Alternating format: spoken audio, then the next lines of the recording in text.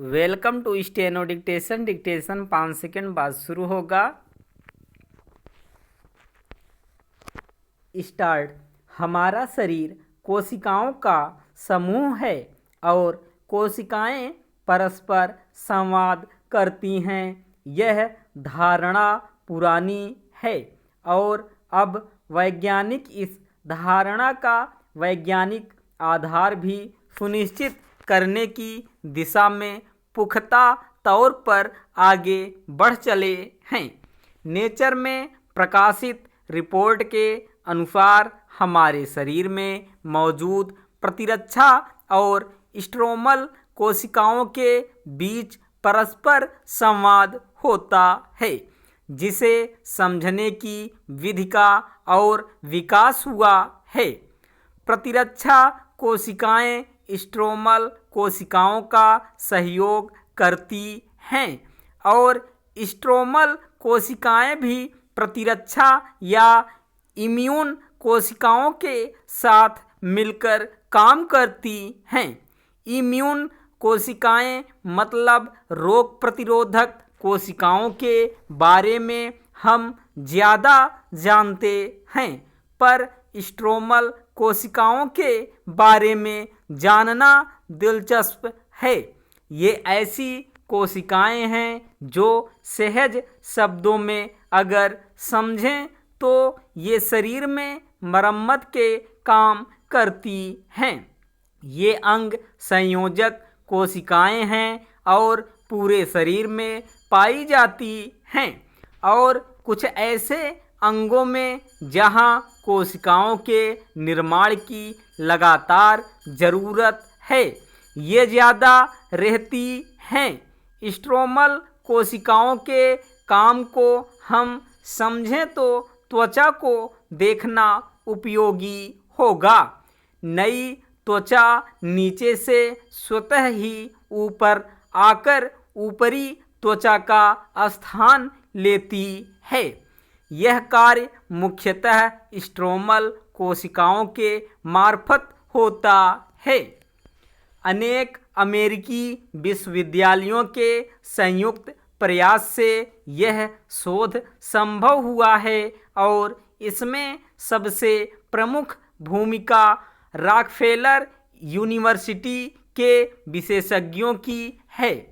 वैज्ञानिकों का एक पूरा समूह कोशिकाओं के बीच संवाद को समझने की कोशिश में लगातार जुटा हुआ है और नित नए रहस्योद्घाटन हो रहे हैं।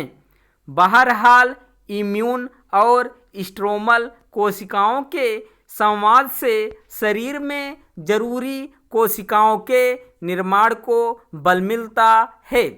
विशेष रूप से फूजन या जलन होने पर इनका संवाद बहुत बढ़ जाता है और स्ट्रोमल कोशिकाएं कुछ ज़्यादा ही सक्रियता से अपने काम को अंजाम देने लगती हैं। प्रतिरक्षा विज्ञानी हालिया खोज से काफ़ी खुश हैं। होमोस्टेसिस में और रोग की प्रगति के दौरान इन सभी अंतः क्रियाओं को रेखांकित करने वाले तंत्र को पहचानने से प्रतिरक्षा विकारों के लिए नए अत्यधिक प्रभावकारी उपचारों को सामने लाने में मदद मिल सकती है। त्वचा, आंत, जोड़ों और फेफड़ों की सूजन संबंधी बीमारियों में नवीन चिकित्सीय क्षमता को बल मिलेगा। हालांकि रोगों हर चरण में मापने के पैमानों की अभी कमी है, जिससे उपचार में समस्या बनी रहती है। कोशिकाओं का अध्ययन और उनके परस्पर व्यवहार को समझना इसलिए भी जरूरी है ताकि किसी रोग में होने वाले बदलावों और शरीर के अंदर रोग या विषाणुओं से होने वाली प्रतिरोधक कोशिकाओं की लड़ाई को समझने और हार जीत को मापने में सुविधा हो। निश्चित ही इससे उपचार पद्धतियों को बल मिलेगा। साफ तौर पर इस जरूरी शोध का मकसद स्ट्रोमल कोशिकाओं और न्यूरॉन्स द्वारा प्रतिरक्षा तंत्र में हमारे ज्ञान का विस्तार करना है। हम अगर कोशिकाओं के बारे में सब कुछ जान पाते हैं तो इससे चिकित्सा की दुनिया में उपचार के नए तरीकों के सृजन के साथ ही पुराने तरीकों को बदलने सुधारने में पर्याप्त मदद मिलेगी।